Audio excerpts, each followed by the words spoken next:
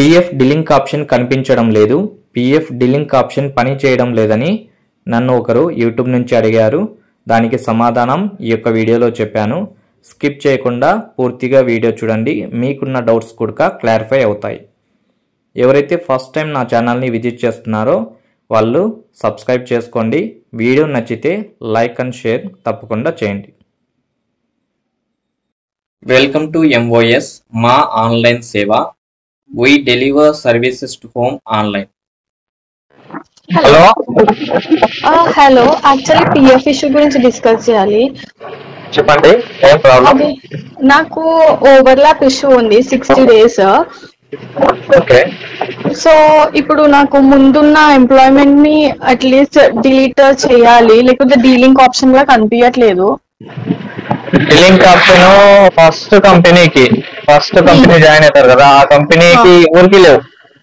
Total ఇండియాలో ఉన్న ప్రతి ఒక్క పిఎఫ్ హోల్డర్ కి లేవు. లింక్ ఆప్షన్ అనేది ఫస్ట్ కంపెనీకి ఎవరికి లేదు.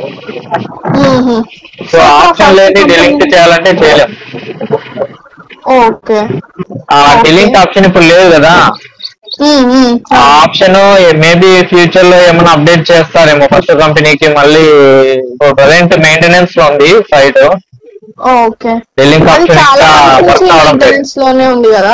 అవునవును, ఇంకా వర్క్ అవడం లేదు. ఫ్యూచర్ లో మేబీ డిలింక్ ఆప్షన్ రిలీజ్ చేస్తే ఫస్ట్ కంపెనీస్ చూడతా. Okay, thank you. అదే ఇది నాకు యూట్యూబ్ లో కనిపించింది, ఒకసారి మీకు కాల్ చేసి అడుగుదామని కాల్. అదే అండి, ఇప్పుడు ప్రజెంట్ అయితే అదే జరుగుతుంది. మీరంతా మీరే సెల్ఫ్ చేసుకోవాలంటే యూ హ్యావ్ టు వెయిట్. అంటే డిలింక్ ఆప్షన్ పూర్తిగా వర్క్ అయ్యేంత వరకు వెయిట్ చేయాలి.